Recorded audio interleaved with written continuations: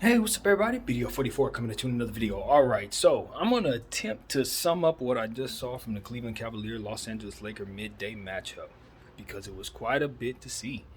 And I tell you, to be honest with you, it was a free throw show. You know, we signed up to watch a basketball game, but it was more so about watching Donovan Mitchell, Jared Allen, Darius Garland, and Robin Lopez shoot free throws. That was pretty much it. They shot 32 of 36, and I gotta say, 88% was pretty stellar. We got our money's worth. Now, all the other stuff that happened in between that, basketball, commercials, whatever else, did not matter. Because the bottom line was, we were there to see the Cleveland Cavaliers shoot free throws. So, ladies and gentlemen, that's pretty much all I have to say. Thank you very much, BDL44. No, I'm kidding. I'm kidding. But honestly, that's pretty much what it came down to. Uh, you can't win a game where they're shooting that way and then you're shooting half your free throws, or rather making half your free throws, and you're attempting half the free throws they've attempted. And that's pretty much what it was. We shot like 55% from the free throw line or something like that, and only attempted like 21. So you can see that's where the difference was. Let's see, the rebounding total, I think it was like 48 to 43. We were the ones with 43. That's understandable. They had bigger players, so I think we rebounded pretty good given that was the case. Man, there are things to say about this game, though. And let me tell you, Anthony Davis and Austin Reeves, I'm going to put them together in this regard. You guys got to look for your shot. I respect that we have a team that is unselfish in nature, and everybody knows Braun is the number one. So that's why everybody has the understanding that they're just going to have to sacrifice. But to this degree, too much. Way too much. Now, we'll separate it from there. Austin Reeves did a few things, rebounding the ball, you know, trying to his best to get involved defensively. He was doing some things. I was really happy with the charge he drew. But one attempted shot, one? The whole game? I mean, I looked up, like he had 22 minutes worth of play at one point when I looked at the stats. I didn't check to see what his final stats were, but he had attempted one shot in that time. And that was through most of the fourth quarter, I believe that was at that point. So looking at what he did, it's like, okay, I remember him and that he played, and I know he was doing some impactful things, as he always does, because it's never that you forgot he played. But he's not looking to score. I mean, it was a situation where you look up and he had 0 assists as well. You're running around, bro. I can get 4 rebounds out of anybody. But when it comes down to it, if you're going to run around and do so much hustling, diving, and doing all that you do to throw your body around, it has to account for some scoring because we're losing basketball games.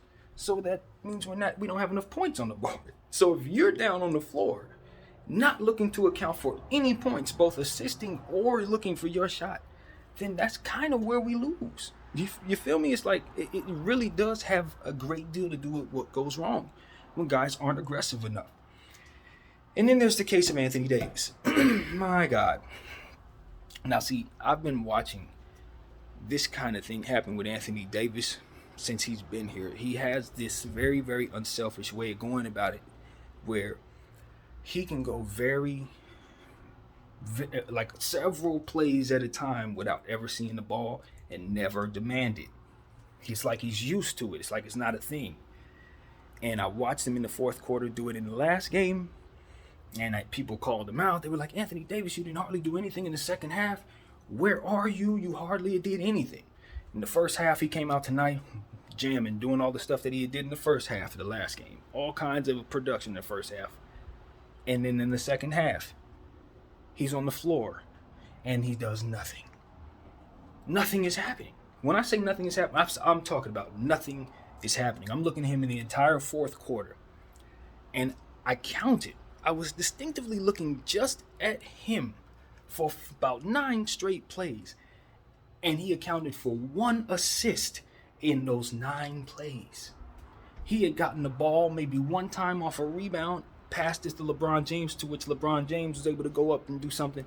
Those are the only 2 times I saw him catch the ball, really touch the ball at all, between the 9-minute mark and like when he was taking out the game.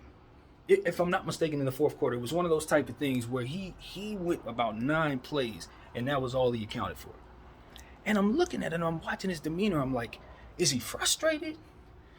Like, no plays are being run for him. Everybody on the team is passing the ball to everybody but him. When he touches it, he immediately passes it. So I'm like, he's cool with this. But he's being shunned. Like, if I were him in his body, I would be mad. I would be looking at people like, y'all disrespecting me. I'm not getting the ball. Where is the ball? Like, if you would have did that to Shaq, you would have heard about it. You know what I mean? It's like one of those things. But with Anthony Davis, it's like, it's almost like this is how it is. I don't get the ball, and that's okay. And we're down, and Troy Brown's going to get another shot. Okay. Austin Reeves going to get another shot. Cool. Braun, of course, is going to get his shots. All right. Yeah, there goes Troy Brown's going to get another shot. Great. And these are all bricks. And he's fine. Like, I'm looking at him like, what type of psychology is that, yo? You get paid $200 million to play basketball. Everybody shouts you out as the most injury-prone player in the universe, basically. And then in situations like this, when you're healthy, you've played great in the first half. Your team was winning when you were playing great. And now in the second half, you're not touching the ball. The team is losing. And you're fine?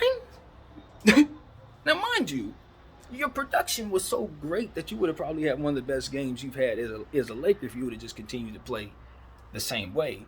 You should be mad at the coaches for not making sure that you're getting the ball. That's the thing that I'm confused about. Like, you're really letting Darvin Ham and him off the hook, because that's who I would be mad at.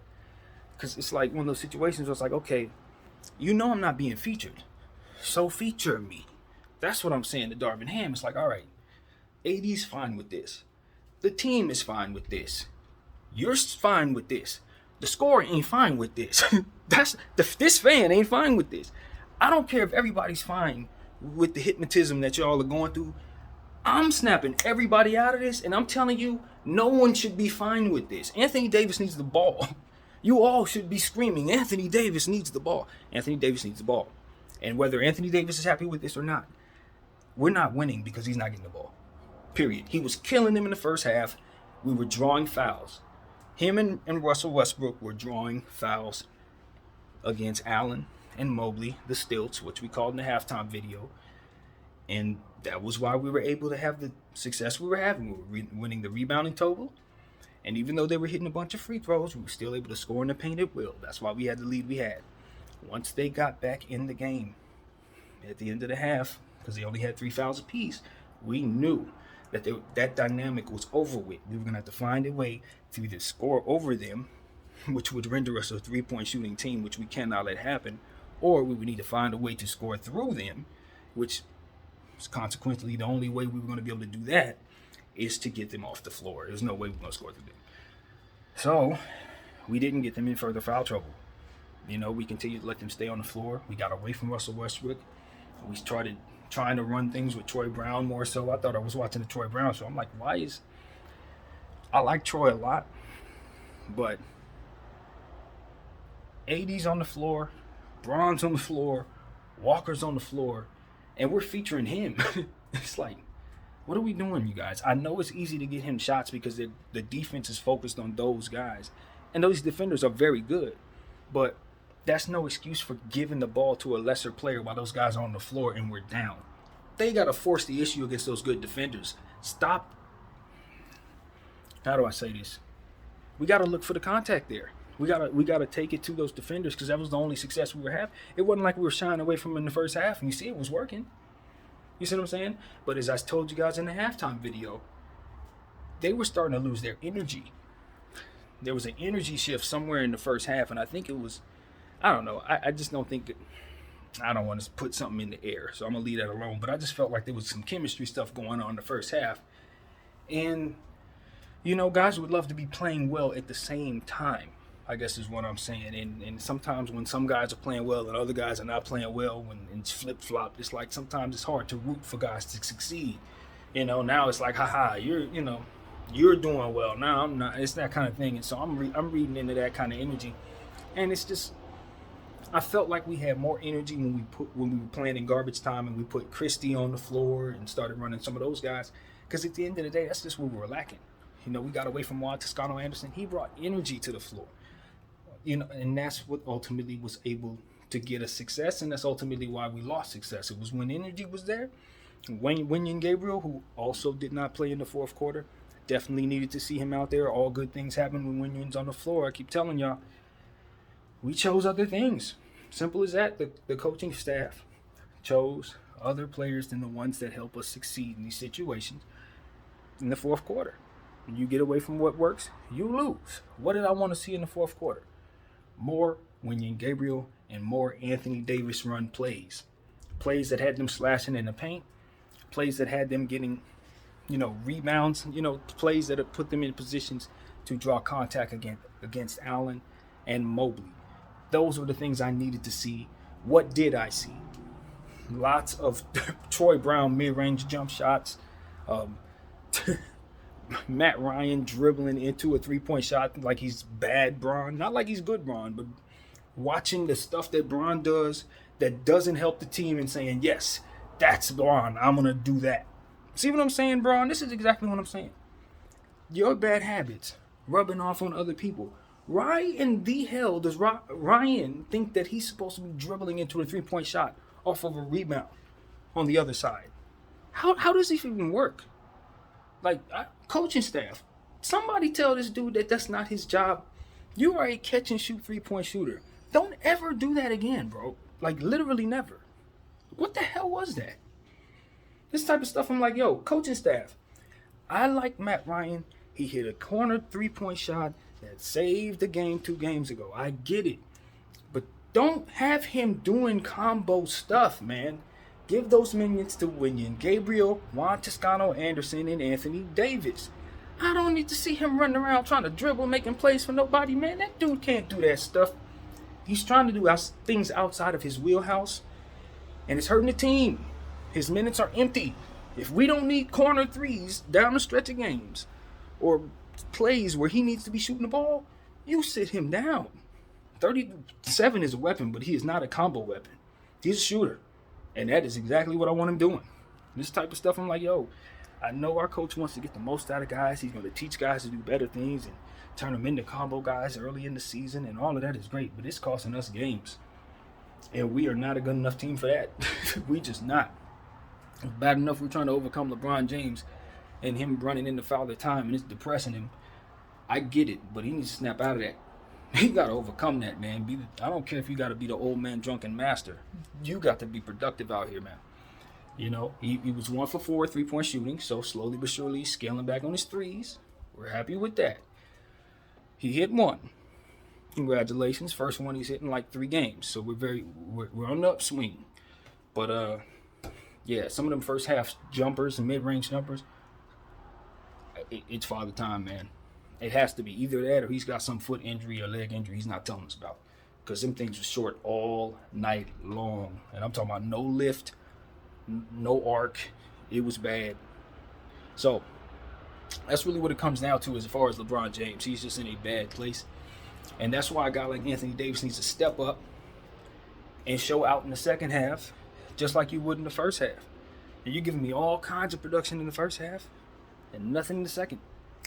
Westbrook, I gotta admit, that's the exact same thing for you, buddy. In the first half, you were great Westbrook, and then started to lose your confidence. In the second half, you were bad Westbrook, and those turnovers continued. So I don't know where we at right now. We're in a weird space with Russell Westbrook where it looks like he's about to head back to going back to old Westbrook. So I don't know, but I'm hopeful that his confidence can stay up, but this was not his greatest second half. The first half, good, with the turnovers that weren't very good. But then the good disappeared and we just didn't see him as much as we needed to, which was something that frustrated me. I thought Darvin should have had him on the floor a little more than he did, and was, again, choosing stuff that just didn't make sense for what we were dealing with. And a lot of that just had to do with the dynamic. You know, those guys had 3 fouls at the half. So them being in foul trouble was just an optical illusion. And as soon as a guy gets back into the game in the third quarter, that basically resets. Foul trouble doesn't come around till they get that 5th one. So it's very important you continue to stay aggressive or keep the game plan you had before stuff started working out for you for which you knew was not going to be sustainable for that same reason. So it was like all of that was fool's gold. I told us that in the halftime video, and none of this was surprising. That's a better team. We don't match up with them with their size, and when they have those two stilts out there, coupled with Darius Garland and Donovan Mitchell shooting perfect free throws, there's nothing we can really do. What can you do? We do not have enough talent out there to defeat them like that. If LeBron James is going to be sluggard James, and if we're going to have Anthony Davis at peace with being shunned by his entire basketball team, then it's fine. That's what it's going to be. You know what I'm saying? I don't know why the whole team is happy seeing a guy destroy a team in the first half and then not touch the ball in the second half. It was like they were in some type of trance or something. And mind you, this was the problem we had in the last game. So you would think it would be on guys' mind. Nope. Why? Because everybody's after what they want. I keep telling you, it's a team full of individuals. I'm going to keep letting y'all know. Guys are looking to get their own shot. Guys are looking to get their own thing going. So it's like, if he doesn't get a shot off, that's his problem. If we don't win, one game closer to negotiation time. And that is why I'm trying to impress upon us to use the players that have heart. Wenyen Gabriel, Juan Toscano-Anderson, Russell Westbrook, they showed like this effort that they want to win the basketball game. You know, Troy Brown Jr., I see the effort. Even though we saw some stuff we didn't want to see, he's trying to win. AD and Bron, I don't know where their head's at. I don't know where either one of their heads at. I really don't. I'm just going to keep it honest. I don't know where their head's at. Walker, he's usually very aggressive. I know he's dealing with the wrist. So I'm somewhat going to give him a pass because of it. But we didn't get any production out of him, and we can't sustain when other guys are doing a no-show thing. You know what I'm saying? If they're going to disappear and he's also not aggressive, we're done for. And, of course, going to Kendrick Nunn is just a mistake. Just like going to Damian Jones is a mistake. Now, we cut one of those mistakes out by not going to Damian Jones tonight, which is something I always appreciate. But we got to do the other thing and make sure that Kendrick Nunn's just we should see none of Kendrick Nunn. That's where we at. I'm sorry. Period. Give those minutes to Max Christie, please. Very much needed at this point. It's just not even about anything other than his attitude down the stretch of the game. I mean, he just literally didn't care, man. Like the way that he was tossing up shots, just all right, well, it bricked. Okay, I'm like, nah, this dude don't care. He's not competitive today, man. I'm sorry.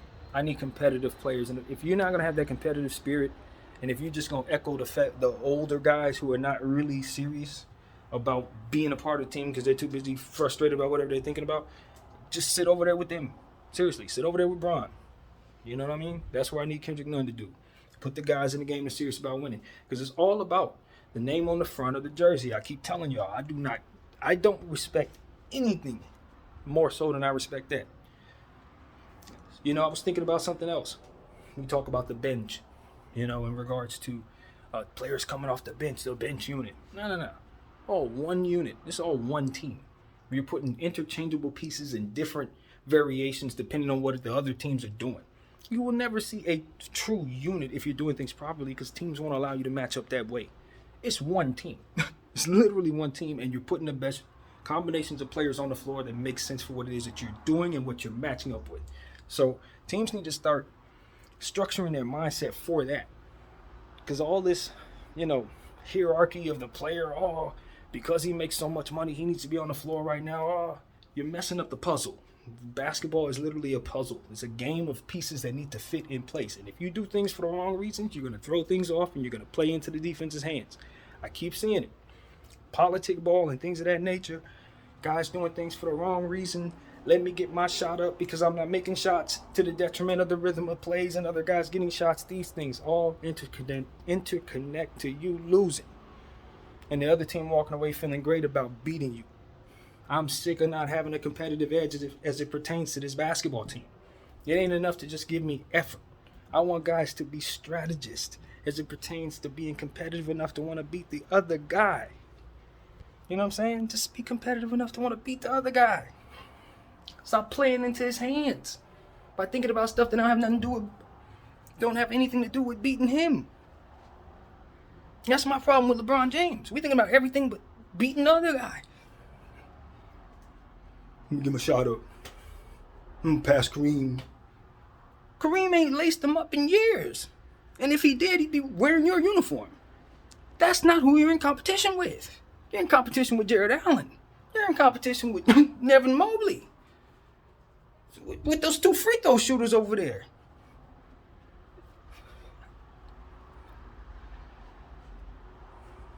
And I know it's because these guys have been groomed to want the wrong things for the wrong reasons. We got to get these numbers because we got to get this up to the endorsements. And if you get this endorsement, you get this amount of money. That ain't got nothing to do with the puzzle that's going on the floor. Very little. We talked about Westbrook too. Even though he's played great, we got to mention it because we know he's stat pats. Same thing. They were groomed to want these things. They got to get these numbers. Nah, man, hell nah. No. You remove that dynamic from this sport and you take this sport somewhere else where that ain't the case and you just got to figure out the puzzle pieces of what needs to happen, you're going to see these guys strategize entirely different and you will see the games being played better because of it. It's that dynamic that fudges up what you're seeing on the basketball floor. I can't stress it enough. The business of basketball. It ruins everything. These guys end up wanting the wrong things, shooting for the wrong things, and making the wrong decisions, and it makes for bad basketball play. I'm telling you, this game is going to evolve greatly when we overcome all this that I'm talking about. When they overcome that, type of basketball you're going to see, much more like some of the best basketball we've seen in the past when this dynamic wasn't so prevalent. Trust you me, more ball movement. I'm just at a point where I'm like, I just want to see the passion. I don't care who's on the floor doing it. Just show me the guys who have the energy. Westbrook had it. Juan had it. Wenyen had it.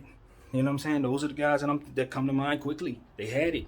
They were fighting out there. They wanted it. Some other dudes, I don't know, man. I don't know. They were displaying certain things. They wanted certain things. But to beat the Cavaliers, I don't know. I'm just going to be real. And I'm going to call out a lack of competitive nature. But it starts with Darvin Ham. You have got to recognize when a player is not being utilized properly, especially when he's the number 2 guy and the number 1 guy is like somewhere else, you got to say, okay, number 2 guy, let me run 3 straight plays for you in the paint to where they ain't got no choice but to either foul you or get dunked on. Then Anthony Davis can start feeling good about shooting jumpers. Then he's going to start blocking more shots. Then he's going to get more interested in people giving him the ball. He should not be used to not getting the ball. That's a Frank Vogel situation. That ain't got to be a Darvin Ham situation. And it's early enough in the season where we can get him out of that mentality. There is no reason for him to be going through the fourth quarters watching lesser guys shooting the ball that we know damn well don't give us a better shot to win these basketball games and get us these scoring opportunities. Absolutely not. Anthony Davis is good enough to play in the first half. He ain't hurt. Get him back out there to do the same stuff that he was doing in the first half in the second half. That's on the coaching staff, more so than Anthony Davis. If he's comfortable, that's his problem. Put him to work. Run plays for him. Enough of this. He hiding in the shadows, waiting for shooting guards to take shots. I'm watching Kendrick Nunn taking shots. Ain't got no sense taking. What is this? Disarm them dudes from making them decisions. Them decisions shouldn't be theirs to make. Hell no. No, they gonna do what they prone to do. You gotta manage that. Get that out of there. Put him over here and put him in positions to do what he does. How much he getting paid to play? And he shot how many times in the fourth quarter? How many games in a row this has happened? Nah, that's a strategy issue. That's a strategy issue. That's on him. You gotta fix that. I'm not even looking at the player. That's on him. And he knows it. Everybody's gonna blame AD for that. And that's cool. But plays need to be run for him. Period. So that's what I gotta say, man. A lot of unorthodox stuff to look at in the numbers. The Lakers didn't really play a game that you could really judge much from based on the foul trouble that those guys got into early on in the free throw dynamic. That foul down the stretch of the game at 136 or something like that, down the stretch of the game, where Austin Reeves got elbowed in the gut and Donovan Mitchell proceeded to go to the free throw line. I thought that was bullcrap. That is an awful, awful call. Just want to point it out. So that's what I got, man. That is literally what I got, man. The Cleveland Cavaliers got us in a midday game, a very unorthodox midday game that you probably won't ever see a game played like quite like that. The referees definitely had a hold of what was going on from the line there. Yeah, so that's what I'll say. I enjoyed it for the most part. It didn't suck, but we didn't win. So, and I just thought there were things we could have did to put ourselves in a position to do that. So, yeah, a lot to learn from that game. I hope guys don't bring themselves too far down from this loss. There were still some things that we did okay. You know what I mean? We definitely shot from the field a little better than we normally do. And so those are the type of things you can just say, okay, whatever. And move on to the next one tomorrow in Utah. Now, strange dynamic with that game. And here's why. We just passed the Kobe minute, by the way. But, yeah. There's Kobe and the family there. But the Utah Jazz play the Clippers tonight, obviously, here in Los Angeles. So they're going to be actually arriving in Utah after we do, as to which we play tomorrow night in Utah. So both of these teams should likely be jet lagged with that altitude that will have to be dealt with. So it's going to be an interesting dynamic to see if we play our stars tomorrow, see who all is going to play for both teams. But we know we just lost to Utah, 2 days ago? And it was a very, very serious scoring barrage that they put on us where we couldn't defend to save our souls. Tonight we played a little better defense, particularly in the first half when those stilts were sitting down. But in the second half, I can't really say I saw much of defense or really anything else for that matter that I was very happy about. So obviously the Lakers are going to have to deal with the same dynamic with the Utah Jazz guarding the perimeter. And if they don't do a better job, it will be a third straight loss. So, yeah, we're not too happy here, man. We're not too happy. It's a lot of ebbs and flows with our team. And I'm just wondering if LeBron James is in fact going to be this player going forward. Or how long is this stretch of him playing bad going to be? Because if this is the version of LeBron that we're going to get, we have to trade AD. We have to. There's no way. Like, he's not going to – we're going to have to go get us a number one, basically. Which I'm saying no. No, we blow this up. But we can't trade Bron because obviously he's locked himself in with that extension. So, yeah, this is what it is, man. I never thought I'd say this, but I don't know where Bron's career is headed if he's going to continue to play poorly. Now, if he can get it together and adjust and all that stuff and get back to playing like the Bron we know him to be, that's great. But at this point, it's like, man, I'm not even worried about him continuing to play this poorly. When are the injuries going to start kicking in? You know what I mean? That's the next question. You start playing bad, your body language gets bad, and then boom, you roll an ankle, twist or something.